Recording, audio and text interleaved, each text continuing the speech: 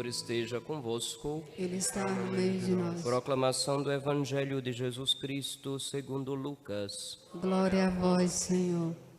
Naquele tempo, os fariseus e os mestres da lei disseram a Jesus: os discípulos de João e também os discípulos dos fariseus jejuam com frequência e fazem orações, mas os teus discípulos comem e bebem.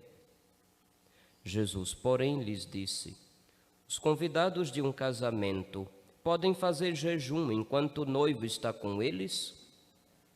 Dias virão em que o noivo será tirado do meio deles. Então, naqueles dias, eles jejuarão.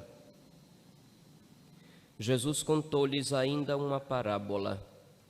Ninguém tira retalho de roupa nova para fazer remendo em roupa velha, senão vai rasgar a roupa nova, e o retalho novo não combinará com a roupa velha. Ninguém coloca vinho novo em odres velhos, porque senão o vinho novo arrebenta os odres velhos e se derrama e os odres se perdem. Vinho novo deve ser colocado em odres novos. E ninguém, depois de beber vinho velho, deseja vinho novo, porque diz: o velho é melhor. Palavra da salvação. Per evangelica dicta deleantur nostra delicta.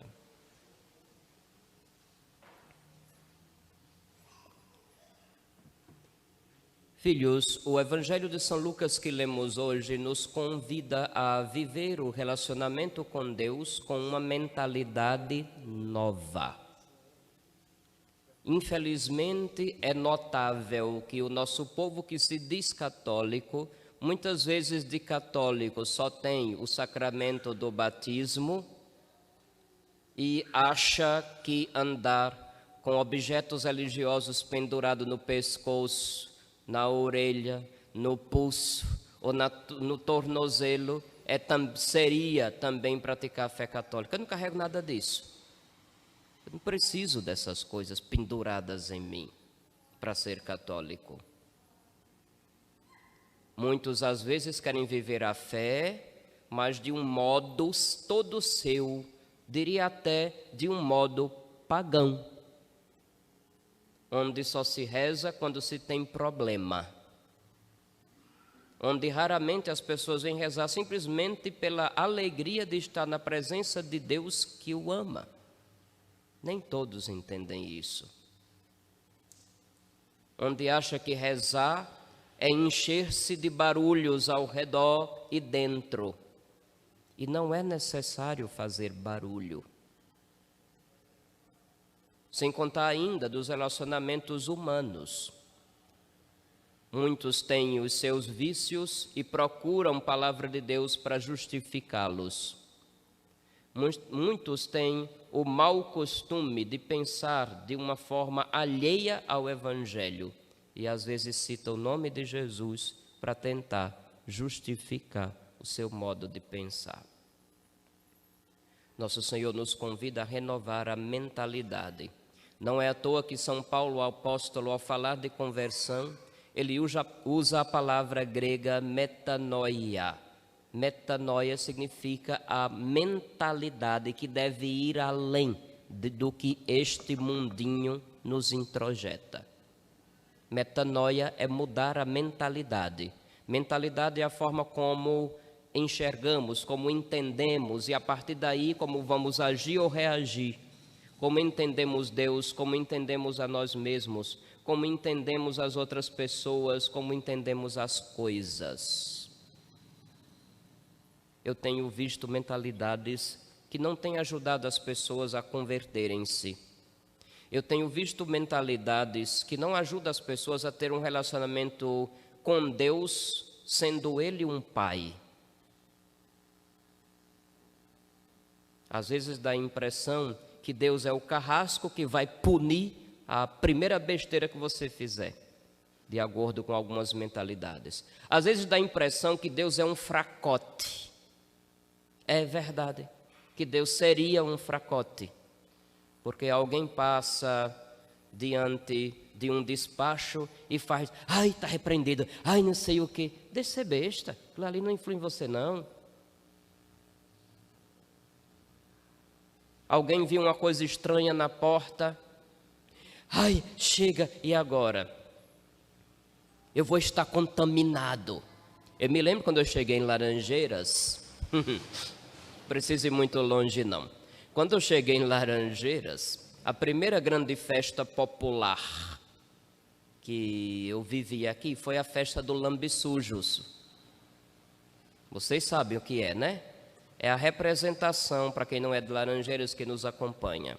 Lambissujos é uma festa que ocorre todos os anos, no segundo domingo do mês de outubro, onde se representa uma batalha entre um quilombo e uma aldeia indígena. É a representação. Primeiro se apresenta esses dois universos, o universo de um quilombo e o universo de uma aldeia. E a festa termina com um combate que é representado e em que tradicionalmente a aldeia vence.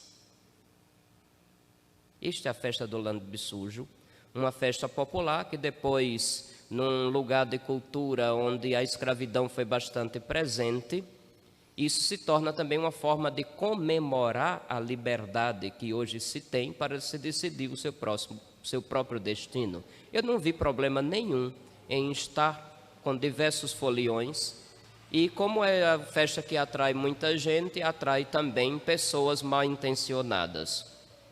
No passado, houveram violências, roubos, assassinatos. Então, eles sempre pedem uma bênção para que possam fazer aquela festa em paz. E eu lembro que no meu primeiro ano, era eu passando aqui por esse corredor para ir abençoá-los na calçada, e tinha gente aqui na capela do Santíssimo clamando em alta voz para que eu não me contaminasse. Deus do céu! A marca do nosso batismo é muito forte do que qualquer outra contaminação que não proceda de Deus. Por que esses medos? Deus é um fracote por acaso? Vinho novo em odres novos. Cristo traz uma grande novidade. O Evangelho traz a grande novidade, nos fala e nos mostra quem é Deus e como devemos nos relacionar com Ele. Por que que a gente ainda continua com a forma de entender a Deus totalmente oposta, contrária ao Evangelho? Porque ainda temos tanto medo. Vinho novo em odres novos. É necessário renovar a mentalidade. É necessário compreender o que nos cerca a partir do Evangelho. Se não for assim, corremos o risco de repetir erros gravíssimos do passado. Que fique para nós essa advertência do Santo Evangelho de hoje. Na nossa primeira leitura da carta de São Paulo aos Coríntios, Nosso Senhor faz uma advertência, especialmente àqueles que, na igreja, foram chamados a conduzir o povo, a estar à frente do povo. Que todo mundo nos considere como servidores de Cristo e administradores dos mistérios de Deus. A esse respeito, o que se exige dos administradores é que sejam fiéis.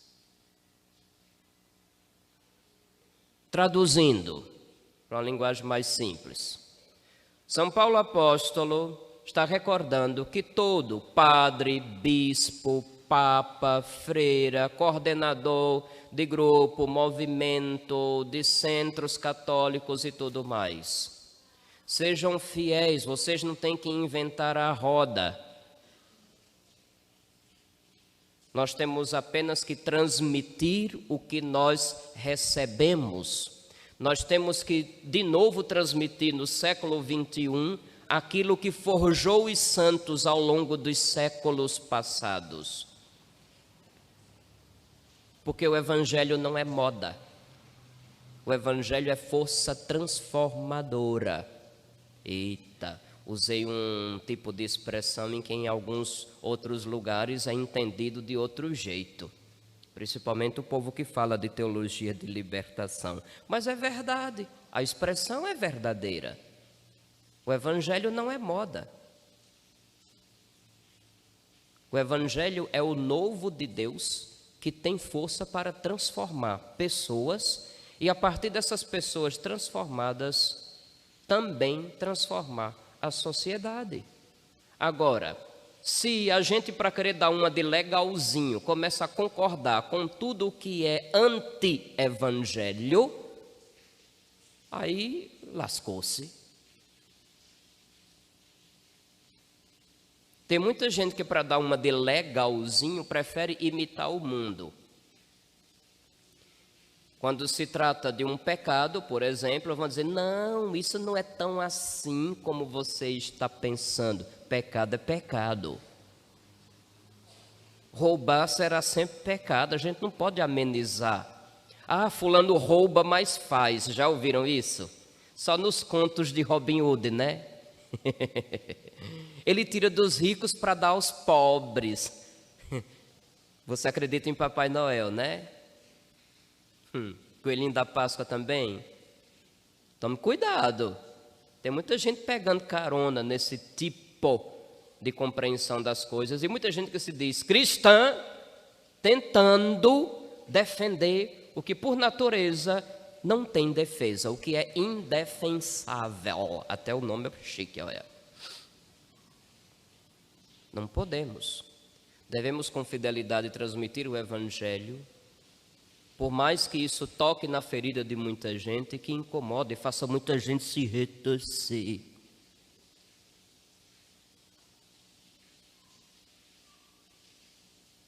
Tem tanta coisa que nessas horas dá vontade de dizer, mas como eu estou proibido pelo meu superior de tocar nesses assuntos, eu tenho que me policiar, que já me fizeram advertência de novo um dia desse. Você está perigoso, você está tratando de assunto perigoso, pode não. A gente tem que deixar o povo na ignorância, né? Então que vocês pelo menos saibam disso. Mude sua vida. Eu não posso mudar o Evangelho.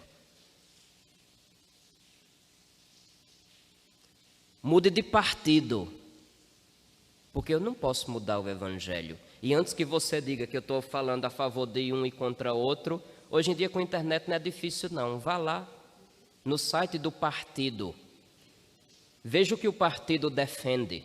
E tem coisas que partidos defendem que são anticristãs, anti-humanidade. E o católico não pode votar em gente assim, está pecando.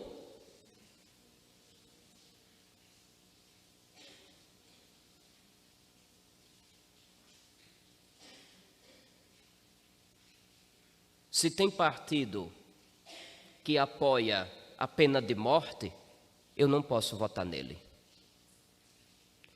Se tem partido que apoia a pena de morte pelo crime de A e de B, condenam à morte o inocente na barriga da mãe, eu não posso votar em gente desse partido. Ah, mas fulano de tal é católico, mas quando ele está lá dentro do Congresso, ele esquece a fé, ele vai votar conforme a cartilha do partido, senão é expulso. Isso já aconteceu. Tome cuidado, eu tenho que tocar nesses assuntos, porque esse ano é crucial, é ano de eleição. Embora tenha um dito cujo que gosta de tomar uma 51, que fica dizendo que não precisa de padre nem de pastor, que vai direto com Deus a hora que ele quiser, o tanto que ele quiser, fica minimizando. E tem gente dizendo que lugar de padre é na sacristia. Seria interessante esse senhor que gosta de tomar uma 51 e dar uma de político, lembrar que ele só fez carreira política porque teve padre e bispo que abriu a porta para ele. Ele tem memória curta? Se ele tem, eu não tenho não. Teve padre e bispo no passado que abriu a porta para esse infeliz. E hoje ele, quer dizer, hoje não, desde quando chegou ao poder que ele cospe no prato que comeu. Procure conhecer a história, isso vai ajudar muito vocês a discernirem. Nós temos que ser fiéis administradores do que nós recebemos. Eu devo transmitir o que eu mesmo recebi. O Evangelho não me pertence e eu não posso torná-lo refém de nenhuma ideologia de qualquer natureza.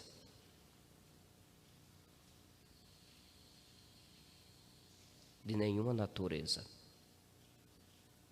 E pelo amor de Deus, acabe com esse discurso de dizer, o padre está falando de fulano de tal, então ele é a favor de Beltrano. Deixa de besteira. Eu sou a favor do que é certo.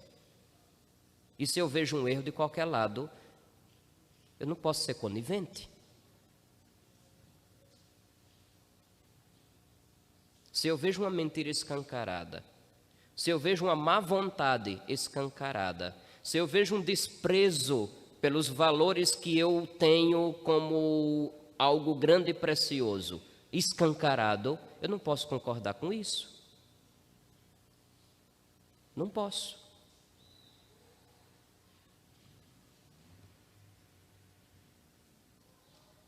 Vinho novo em odres novos. Peçamos a conversão da mentalidade. E toquei no assunto, por exemplo, de morte, porque este mês, o Santo Padre, o Papa Francisco, na intenção de oração para o mês de setembro, pede que os católicos rezem durante este mês, para que a pena de morte seja abolida em todas as nações.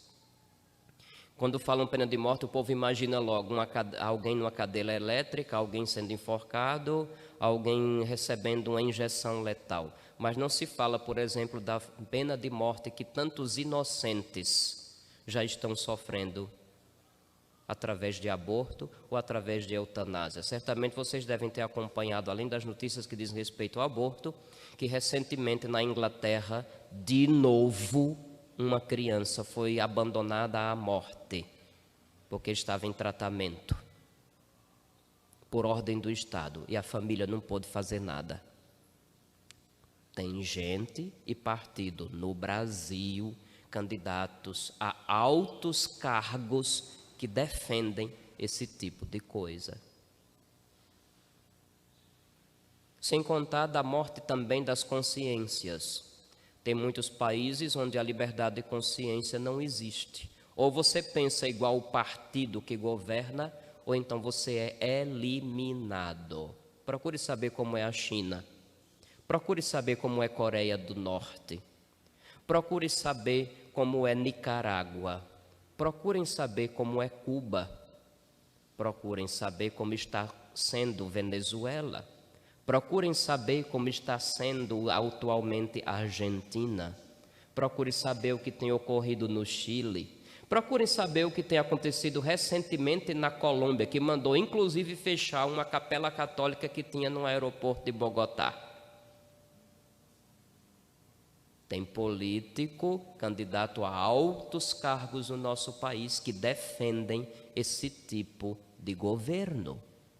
É isso que vocês querem para vocês? Pensem. Vinho novo em odres novos. Que o Senhor transforme a nossa mentalidade. Que o Senhor nos faça enxergar o mundo a partir dele. E tendo ele como critério, a gente saiba escolher. Que Deus tenha pena de todos nós. Louvado seja nosso Senhor Jesus Cristo. Para sempre seja louvado.